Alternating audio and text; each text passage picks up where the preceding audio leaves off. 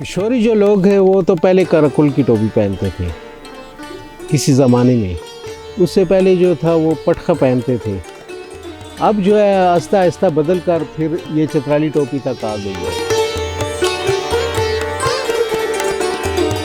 پشاور میں تو زیادہ تر چترالی چلتی ہے، یہ بھی اور جگہ پہ چلتی ہے اور علاقوں میں چل جاتی ہے، لیکن چترالی ٹوپی بہت زیادہ چلتی ہے.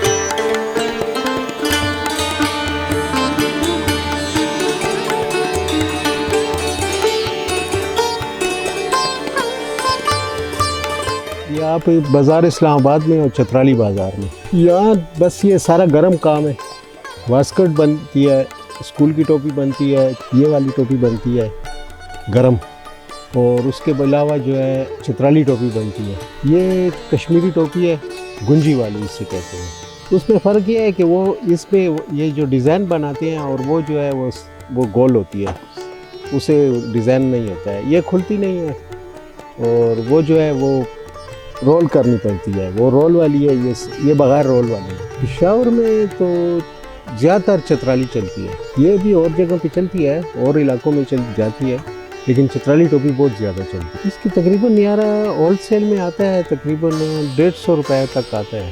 چترالی جو ہے وہ 3000 میں بھی ہے، 4000 میں بھی ہے، 2000 میں بھی ہے، وہ مختلف ریٹوں میں ہے. اس میں لوری پٹی ہوتی ہے، چترالی پٹی ہوتی ہے، ادھر پشاور کی بنی ہوتی ہے، مٹے کی بنی ہوتی ہے، سوات کی بنی ہوتی ہے، وہ الگ الگ پھر اس کی کوالٹی ہے.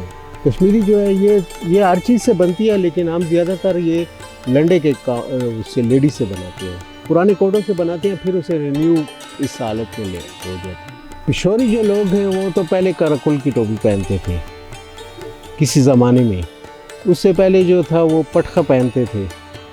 اب جو ہے آہستہ آہستہ بدل کر پھر یہ چترالی ٹوپی تک آ گئی ہے. اب زیادہ تر چترالی ٹوپی استعمال کرتے ہیں. بس اپنی کوشش کریں، محنت کریں.